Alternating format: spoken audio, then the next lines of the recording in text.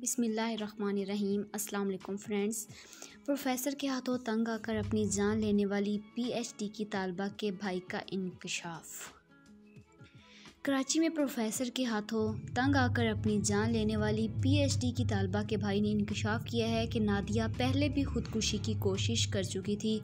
ख्याल है कि एक रोज़ कबल एक वेब रिपोर्ट में ये दावा भी किया गया था कि नादिया अशरफ नामी तालिबा ने अपना PhD supervisor doctor Iqbal Chaudhry के मुजालिम से तंग आकर खुदकुशी कर ली।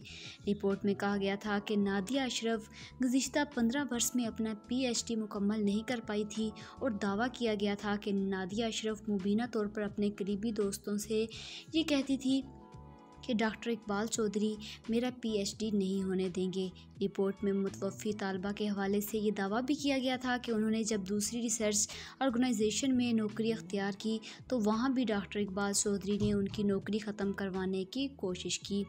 मज़कूरा रिपोर्ट मंजर आम पर आने के बाद सोशल मीडिया सार्फिन नादिया अशरफ की मौत पर अफसोस का इजहार करते हुए उनके लिए इंसाफ का मुतालबा करने लगे और जस्टिस फॉर नादिया का हैशटैग टॉप ट्रेंड बन गया। दूसरी जानिब डॉक्टर पंजवानी सेंटर के तर्जुमान ने कहा कि नादिया अशरफ डॉक्टर अमीन सूर्या की ज़ेर निगरानी 2007 में एमफिल पीएचडी में इनरोल रही थी और डॉक्टर अमीन सूर्या के जाने के बाद वो प्रोफेसर डॉक्टर इकबाल चौधरी के ज़ेर निगरानी अपना पीएचडी मुकम्मल कर रही थी।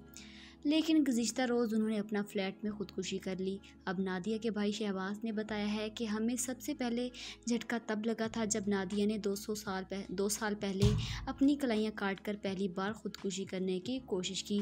शहबाज के मुताबिक ऐसा नादिया ने इस वक्त किया था जब उनसे कम उम्र नंबर हासिल करने वाली एक तालिबा को पीएचडी की डिग्री दे दी गई थी। इसका सदमा नादिया से बर्दाश्त नहीं हुआ क्योंकि उन्हें 2016 में डिग्री मिलनी थी मगर उनके तहकीकी काम में कुछ कमियों के बाइस उन्हें नहीं मिल सकी। इसके मुताबिक इस दौरान नादिया को कराची के एक नफ्सियाती अस्पताल में भी दाखिल करवाया गया था।